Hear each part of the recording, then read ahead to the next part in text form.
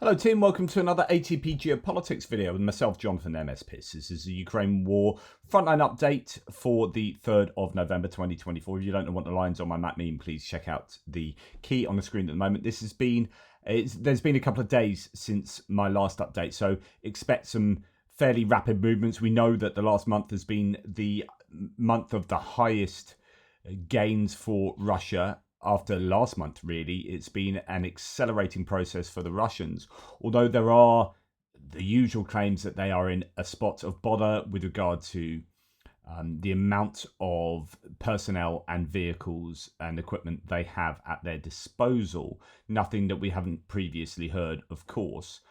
Before we start on the mapping update, I just want to say that another Su-34 might well have been shot down, and there are claims again, and I missed telling you this about, I don't know, 4 days ago, was it something like that, when another Su-34 was shot down.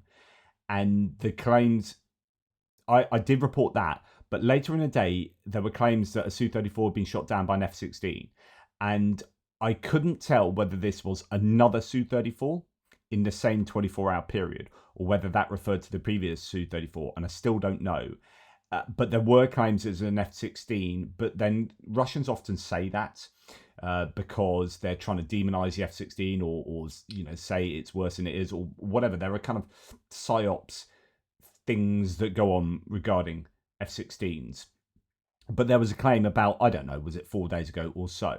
Now we've heard a second Russian Su-34 down by an F-16, according again to sources. Russian mill bloggers reported a mysterious aircraft downing on November the 1st, speculating Ukrainian F-16 involvement, potentially the second such incident since the 12th of October. Now, the last one I was talking about wasn't all the way back on the 12th of October. It was really recently. So I think there have been 3 F-16 claims. That first one on the 12th of October we talked about. And it was, I think all of them are fairly unlikely to be F-16s. I don't know that they're going to be bold enough to bring those closer to the front. However, there was a statement that came out today from Yuri Ihnat that talked about, and I can't quite work out, I'll bring it up in tomorrow's hits and losses because I can't work out the syntax of it, to do with how in fact, well, let's talk about it now. Actually, it'll be on my list here. So it's kind of bizarre and talks about how there are shoot downs of martyrs that are less. I don't know. I just couldn't quite make sense of it. So let's find it. It's just here. Sorry to go through this whole list before I get there. But it is a bizarre thing to say. I can't work it out. Former spokesman of the Air Force, Yuri Ihnat, confirmed the information of the People's Deputy, Mariana Betsula, that now fewer martyrs are being shot down as many soldiers from Air Force units are being sent to the infantry. Now, I think he's talking about the Russians here. He says, yes, I confirm. They are directing. So I don't know quite what that means. Not from the good times and a lot, and it is very painful for Air Force of that direction. And of course, this affects the overall picture in a certain way. But there are appropriate decisions. We have implemented them, and you understand why, said Yuri Ihnat. I don't quite get that. I don't understand what's going on here. And I wonder whether this is the claim that the Russians are using air defense personnel to go into infantry attacks. And that means that there are fewer planes being shot down from the Ukrainian side. And the Ukrainians possibly could therefore use F-16s further forward to shoot down in air-to-air interactions other planes, to shoot down Russian planes. But I don't know. The martyrs starting beating harder. Did you notice PPO to translate from... I don't know what any of this means. But Yuri Ihnat's former spokesman of the Air Force, I don't know if he's gone back into that position. He went out and then... anyway, if you can give me some indication as to what this all means, that'd be great. But there is certainly a claim that an F-16 has shot down a Su-34. I'm somewhat dubious about that. Anyway, moving on. Russian channels have noted that the battalions and companies, the auxiliary units such as drones and machine gunners, are being reduced. So this kind of fits in a little bit with what I was just saying. The text is long, but to summarize, so we're not going to go through all of this text. I will bring the first one up for you. but I will just quickly read his summary. The text is long, but to summarize, there is a catastrophic shortage of personnel for meat assaults in the companies, and all the more or less smart guys are hiding in these auxiliary units. However, simply sending everyone into meat assaults is a bad idea, as these units, despite the lack of uniformity, provide some support to the remnants of the suicidal soldiers in the trenches. This could lead to even greater losses. At the same time, when discussing the lack of a unified communication system, it is noted that command posts are consistently operating foreign Starlink. So a couple of things to take from that. Obviously, Starlink's still useful for the Russians, but sending lots of people into meat assaults, including sort of auxiliaries and specialists, and we've heard of drone operators being used consistently. Could this also include air defense units? Maybe they're short of it. I don't know.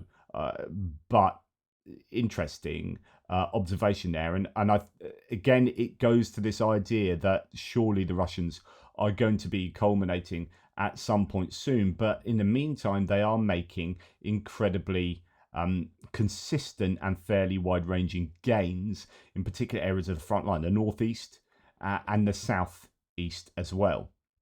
Right, we're going to go and look at the Kursk region, where we have Suryat maps claiming that the Ukrainians have made some gains and some losses both in the northern part of this sector. So you can see that Suryat maps has the Russians pushing the Ukrainians further to the south at the very northern tip of this sector, and then the Ukrainians either taking back or actually having control of land that was previously thought to be under Russian control, or at least it's grey zone, etc., etc. Because remember, we are only dealing with the Russian defensive lines here, and not where the Ukrainians are positioned and in control of the land. Now, there are huge differences, as I keep mentioning, between the two mappers here. Andrew Perpetua has a Russian defensive line much, much further back, and the Ukrainians, therefore, this will probably be grey zone, and this will be the Ukrainian defensive line. Whereas broadly, where you probably think the Ukrainian defensive line is, that's where Suryat maps has a Russian defensive line, and that means the Ukrainian defensive line will be much further back here with some grey zone in between. Really is quite substantial, quite a substantial difference between the two mappers, particularly in that northern and northwestern and western side of the sector. Slightly more agreement on the eastern side there, but yeah, interesting. Some gains there for the Ukrainians. Then when we come further to the east along the border, we get to Zhorelevka, where we have the Ukrainians making some slight gains there, as that looks like the same gains that we had last time. Interesting. Anyway, we are going to talk a little bit about Vovchansk, and that is here. So the airview advance in the center of Vovchansk. We have the this is Grayskull mapping some success for the Ukrainians there. It is worth noting, so just to give you an idea of where Vovchansk is, there's Vovchansk, so somewhere in the mix there. It's hard to tell because it's a different type of mapping, but that's by the river. So that looks, again, we have Suryat maps with the aggregates under the Russian control. And this is indicating that you have the river coming down in that sort of V and then going up along there. We have, we're going to look at that in a second. We have the V and taking this and the rest of it grey zone. So that does look actually like the aggregates plant area there. That's the not that it's grey zone, but the Ukrainians actually control it. So very different from what Suryat maps is setting out there. Now, just to give you an idea of what Vovchansk now looks like, this is Volchansk. This is a Ukrainian soldier showing you Vovchansk, and that the Russians are destroying everything. That is the liberation of Vovchansk. That's what liberation looks like. The city that is completely destroyed. It's heartbreaking. Absolutely heartbreaking. There you go. Right, we'll move on to look further down the front line. Yeah, I've just checked that, and actually it looks like, weirdly, my map has synthesized the changes to the map from Andrew Perpetua's point of view and included his previous changes, and I've double checked it and I have no idea why it's done that because everything's done correctly today. But this was what we saw last time, which means that there will be significant Andrew Perpetua changes. We might have to ignore some of the Andrew Perpetua's changes because they cover 2 sets of mapping updates, so probably about 5 days worth of changes. Anyway, we'll go to the northeast. This is around the Kupiansk area. Surret Maps has the Russians increasing their control. You can see Andrew Perpetua's line is much more conservative around there. Surret Maps has the Russians in control of a lot more territory just northeast of Kupiansk there. And then we come down to the Pischani area where there are some significant changes south of this kind of sector as it goes towards the Oskil River there, and the Russians taking control of this amount of land as according to Surret Maps again. In fact, when we go to see what they say, there's that bit that's been filled in, and then some substantial land to the south as well. So the Russian army completely captured the area west of Brestova and south of Pischani after the Ukrainian withdrawal. In addition, Russian forces made significant advances on the border between Luhansk and Kharkiv Oblast, taking control over the locality of Pershio-Travnevi, practically vacated in the last few days, and reaching the village of Nadia from the north. And Nadia was one of the areas that they were attacking when they were around the Novoherivka area. So Novoherivka there that they took control of, and Nadia as well. And then they had this kind of sort of lightning advance. The Russians at one stage kind of randomly, then the Ukrainians pushed them back. But since then, obviously, there's been all this activity north of there. Here we have the Ukrainians taking quite a bit of the Russians taking quite a bit of land around Pershio-Travnevi and taking control of that, again, according to Surret Maps. Andrew Perpetua has some sort of catching up around the Stelmakivka area, but I think that might have come from his last update. So he's got no real changes to the map around this area, certainly to the extent that Surret Maps has. And then Surret Maps again, some gains around the Terny area, although the Ukrainians pushing back around Zarichne, Yampolivka, south of Yampolivka. So some small gains for the Russians just to the east of Yampolivka. Some much larger gains around the Terny area. Andrew Perpetua over the last couple of mapping updates has shown that the Russians do control that area of land now. So let's go and see what some of the claims around this neck of the woods are stating. So this is Surret Map saying the Russian army continued taking positions on the northern outskirts of Terny and restarted the advances east of Yampolivka. That's there, that smaller one there. The Ukrainian army expelled Russian forces within the urban area of Torska following new counterattacks. And I think they'll do well to try and keep the Russians at bay in this area. They do have the larger water features here to fall back on or fall behind if needs be. But yeah, that's a bit of,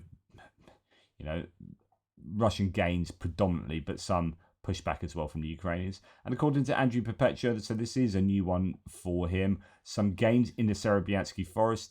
This could be kind of finding evidence that they do control a certain area. He's always said it's really difficult to get a sense of who controls what in the forest because of the canopy, but such large areas of the forest have been completely destroyed these days that it's actually somewhat easier to work out who controls what. And that's the sadness of the ecocide that is taking place, the environmental damage that has happened as a result of this war.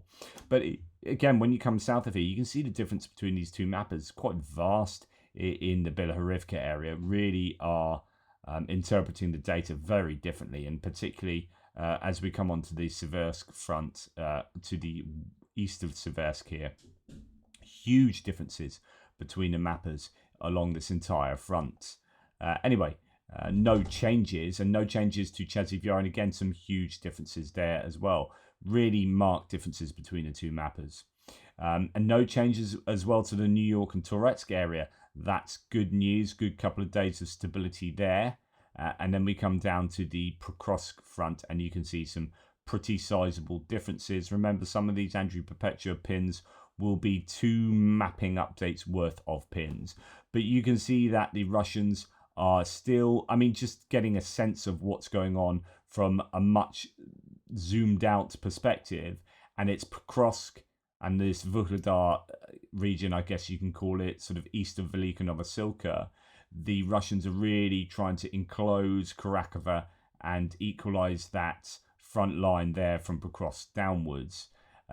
It is, yeah, really difficult for the Ukrainians. They've been pushed out of Kharkivka here, and it is difficult for them as the Russians push north along the northern shores of these Vovcha River reservoirs. We do have some reference to that in one of these sources. See if I can find that. Here we go. So Ukrainian servicemen on the situation at Karakova. The enemy is gradually bypassing Karakova behind the reservoir, steadily bringing the northern flank of the city under fire control. Defense under such conditions becomes significantly more difficult, while constant mechanized assault actions are ongoing towards the main logistics route. So in other words, the Russians are able to get Karakova under fire control by having, mortars and artillery to the north pounding the city. You're going to have aviation taking its toll, and meanwhile they're hitting the logistics as well, these routes into Karakova. So it's really, really difficult. In terms of the rest of the general area, we have claims from Surat Maps that on the Karakova front, Russian army made advances south of Novodimitrivka. Meanwhile, clashes with the Ukrainian army continue inside and north of this locality. So that is to the east of Zoria there. That is up here. So the idea is that the Russians are taking control of Novodimitrivka, but they are pushing pretty much everywhere fairly consistently, right around this whole region. It really does feel like they're throwing everything at the Ukrainians. The Ukrainians pushing back a little bit there around Pobieda, which is interesting because this is somewhat problematic. I mean, the whole wider region is a sort of encirclement of this. If the Ukrainians were attacking, this would be a bridgehead, right? But they're holding on to this area there, and Pobieda is right at the edge of that, and that seems to be where they're pushing back, which is interesting in itself. We have a claim here from Grayskull that the Ukrainians launch a counterattack west of Pobieda in a Kharkiv direction. We have Surat Maps. I think, do they mention that somewhere? No, they don't actually. But yes, so what do they say about this general area situation southwest of Donetsk? The Russian army took control over the locality of Maximivka after the beginning of the assault. Yesterday, the flag was raised here. In addition, heavy clashes with Russian and Ukrainian army are taking place in the locality of Antonivka. So Antonivka and Maximivka are under a lot of pressure. So let's go and find those on the map for you. Right, so this is down in the Vuhledar area. We have Antonivka, which is sort of to the west of Konstantinivka there. There is fighting taking place there. Ukrainians have been pushed back around Antonivka. Actually, most of this was previously noted in my last mapping update, so you can fairly much ignore those pinker ones from Andrew Perpetua. And then as we come to the west Maximivka here, the Russians half controlling that as according to Andrew Perpetua, and fully in control of it as according to Surat Maps, with large gains all around this area. They seem to be marching on at a really brisk pace here.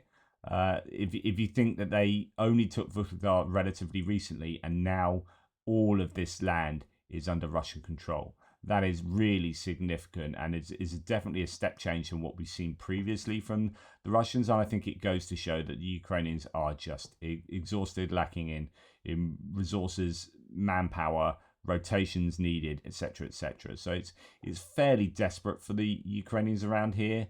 But I also think, the Russians, though they're attacking with some fairly sizable mechanized assaults, they are losing, as we've seen from the hits and losses videos. And this is verified. It's not just like, oh, I've been told by someone they're losing loads of equipment. No, they're empirically losing an absolute ton of equipment and an awful lot of troops.